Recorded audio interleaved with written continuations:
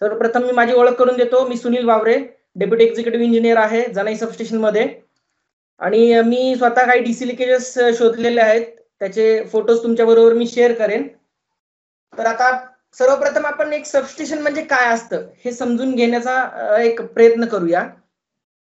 तर पहा की आपल्याला जसं पंचेंद्रिय आहेत, जसं जीभ आहे, हात आहे, डोळे, नाक म्हणजे त्वचा आणि कान, याच्यातर्फे काय होतं आपल्याला की आपल्याला एक जी सेन्स आहे तो सेन्स आपल्याला जाणवतो की ही वस्तू गरम आहे, ही दिसायला चांगली आहे, किंवा ही या वस्तूची चव अशी आहे, याचा कानाने आवाज असा येतोय, नाकाने वास असा येतो. म्हणजे सेन्स जो आहे तो सेन्स आपल्याला सेन्स करण्यासाठी निसर्गाने आपल्याकडे पंचेंद्रिय दिलेले आहेत. तशाच प्रकारे आपल्या सिस्टीम मध्ये करंट ट्रान्सफॉर्मर आणि पोटेन्शियल ट्रान्सफॉर्मर अशा दोन प्रकारच्या जे इक्विपमेंट्स आहेत ते सिस्टीम मधून किती करंट चाललेला आहे आणि किती पोटेन्शियल आहे, व्होल्टेज किती आहे त्याच्यामध्ये, या दोन गोष्टींचं पुढे पाठवण्यासाठी म्हणजे या गोष्टी किती आहेत हे सांगण्यासाठी या दोन गोष्टींचा आपल्याला उपयोग होतो. जसं आपल्याकडे पंचेंद्रिय आहेत तसे सिस्टीमचे पंचेंद्रियच असल्यासारखे आहेत. नेक्स्ट स्लाइड घेऊया आपण की ब्रेन. आता ब्रेन मध्ये काय आहे बघा, आपण जन्मल्यानंतर आपल्याला काही माहित नव्हतं की बाबा ही सिस्टीम काय, ही सृष्टी काय आहे, काहीच माहित नव्हतं. मग आपल्याकडे काय झालं की आपण जसं जसं मोठे होत गेलो तसं आपल्याला समजलं की बाबा विस्तव हा काय आहे, तर हा हात लागल्यानंतर भाजतो, किंवा बाकीच्यांनी सांगितलं आपल्याला याच्या जवळ जाऊ नका, हे गरम वस्तू आहे. म्हणजे आपल्या ब्रेन मध्ये याचे हळूहळू प्रोग्रामिंग व्हायला सुरू झालं. तसं सेम आपल्या रिलेमध्ये आपले रिले इंजिनियर्स किंवा टेस्टिंग इंजिनियर्स रिलेमध्ये प्रोग्राम लिहितात की आपल्याला नक्की काय हवंय, कसं आउटपुट हवंय. नेक्स्ट पार्ट आहे आपला मुव्हिंग पार्ट्स. मुव्हिंग पार्ट्स म्हणजे बघा आपले हात, पाय याने काय करतो आपण, आपली बॉडी मूव्ह करतो. म्हणजे आता काय होतं की आपल्याला एखादी गरम वस्तू दिसलीये, म्हणजे एखादी गरम वस्तू आहे, कोळसा आहे, विस्तव आहे, आणि त्याला आपण हात लावायचा की नाही लावायचा हे आपल्या डोळ्यांनी ती गरम वस्तू दिसली, कानांनी त्याचा आवाज वगैरे आला असेल, त्वचेने त्याची सेन्सेशन हीट समजली, आणि त्यानंतर आपण त्या गरम वस्तूकडे जायचं की तिकडून दुसरीकडे जायचं हे आपले जसे मुव्हिंग पार्ट्स ठरवत आहेत किंवा मुव्हिंग पार्ट्स थ्रू आपण कार्य करतोय. तसं आपल्याकडे सर्किट ब्रेकर्स आहेत. जसं आता बघा एखादी गरम वस्तू आहे आणि ती आपल्याला माहिती आहे की ही भाजणार आहे आपल्याला, तर काय होतंय की आपल्या डोळ्याने दिसले, ती त्वचेने सेन्स झाला, त्याचं जे सेन्सेशन आहे ते सर्वचे सर्व ब्रेन पर्यंत गेलं. ब्रेन मध्ये आपल्याकडे पूर्वीपासून एक प्रोग्राम तयार होता की ही वस्तू गरम आहे, या वस्तूमुळे आपल्याला त्रास होऊ शकतो, इजा होऊ शकते, त्यामुळे आपण हिच्यापासून लांबच राहिलं पाहिजे. सेम अगदी तशाच प्रकारे आपल्याकडे ब्रेकर्स आहेत. म्हणजे बघा एखाद्या लाईनवरती फॉल्ट झाला, त्या फॉल्ट झाल्यानंतर करंट ट्रान्सफॉर्मर, पोटेन्शियल ट्रान्सफॉर्मर त्याची जागा बदलत नाहीत. ते काय करतात, फक्त रिलेला सिग्नल देतात की बाबा एवढा एवढा करंट चाललेला आहे, एवढं एवढं व्होल्टेज खाली आलेलं आहे, आणि आता तुला काय करायचं ते कर. मग रिले जसा आपला ब्रेन काम करत होता की आपल्याला डोळ्यांनी एक संकल्पना दिली की बा समोर ही अशी अशी वस्तू आहे, मग ब्रेन मध्ये प्रोग्राम रन झाला, आणि त्याच्यानंतर त्याने हाताला पायाला तसं सेन्सेशन दिलं, तसे सिग्नल्स पाठवले.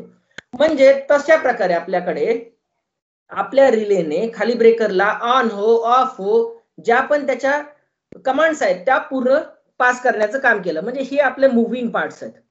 ओके, आता बघा ब्रेन मध्ये सिग्नल आलेला आहे आपल्या सिटी म्हणजे आपल्या सेन्स पार्ट्स पडून, आणि तिथून आपल्या जे मुव्हिंग पार्ट्स आहेत त्यांच्यापर्यंत सिग्नल पुढे पास करायचं. तर त्याच्यासाठी पास करण्यासाठी आपल्याकडे स्पायनल कॉर्ड आहे, नर्वस सिस्टीम आहे. त्या नर्वस सिस्टीम मधून आपला तो सिग्नल समोरच्या ब्रेन पासून हातापायापर्यंत तो सिग्नल पाठवण्याचं काम हे नर्वस सिस्टीम मधून केलं जाते.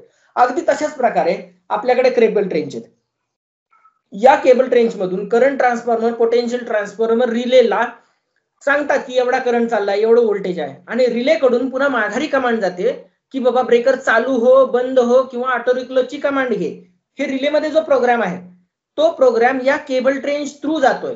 म्हणजे हे असं जे आहे, हे मधलं जे केबल ट्रेंच आहे हा आपल्याकडे जसं नर्वस सिस्टीमचं काम असतं, अगदी तशा प्रकारे आपल्याकडे केबल ट्रेंचचं काम होते. आता आपल्या ह्युमन बॉडीवरती बऱ्याच टेस्ट घेतल्या जातात.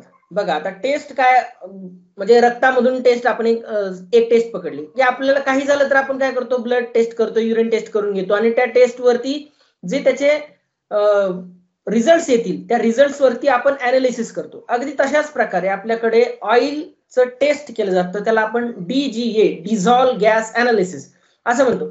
मग याच्यामध्ये आपल्याकडे कार्बन डायऑक्साईड किती आहे, ऍसिटिलीन किती आहे, हायड्रोजन कंटेंट काय, वॉटर कंटेंट काय, अशा वेगवेगळ्या प्रकारचं अनालिसिस करून म्हणजे त्याचा रिपोर्ट घेऊन आपण अनालिसिस करून त्याच्यावरती जो समोरचा निर्णय आहे तो घेतला जातो. नेक्स्ट सिस्टीम आहे बघा टेस्टिंग सिस्टीम. म्हणजे जसं आपण एक्सरे काढतोय, MRI करून घेतो, अगदी सिस्टीम मध्ये तशा प्रकारे आपण काय करतो की सिटीचा टॅन डेल्टा घ्या, ब्रेकरचा CRM घ्या, SFRI घ्या, अशा वेगवेगळ्या पद्धतीच्या टेस्ट आपण ब्रेकरला सिटीला देऊन त्याच्यातून इनपुट्स घेतो की बाबा याच्यावरती आपल्याला या इनपुट्स वरती आपल्याला काम करता येईल. आवाज येतोय का? कोणी एक जण माईक ऑफ करून सांगा मला. आणि स्लाइड दिसते का? हो येतोय सर. ओके ठीक आहे. आता ऑक्झिलरी सप्लाय जसं आपल्याला आपली कोणतीही कार्यकृती करण्यासाठी आपल्याला आतमध्ये आधी जेवण करावं लागते, हवा पाणी अन्न आपल्या शरीरा असेल तर आपण एनर्जेटिक राहू. नाहीतर काय होईल की आपल्याला एनर्जीच मिळणार नाही, आपण कार्य कोणतंच करू शकणार नाही. अगदी तशा प्रकारे जसं आपल्याला जेवण लागतंय तसं आपल्या सिस्टीमला ऑक्झिलरी सप्लाय किंवा स्टेशन सप्लाय हा गरजेचा आहे. मग हा स्टेशन सप्लाय किंवा हा कोण देत आहे, तर हा देतो आपला स्टेशन ट्रान्सफॉर्मर. स्टेशन ट्रान्सफॉर्मर मधून आपण आपल्या सबस्टेशनसाठी लागणारं जे त्याची एनर्जी आहे ते आपण स्टेशन ट्रान्सफॉर्मर करून मिळवतोय. आता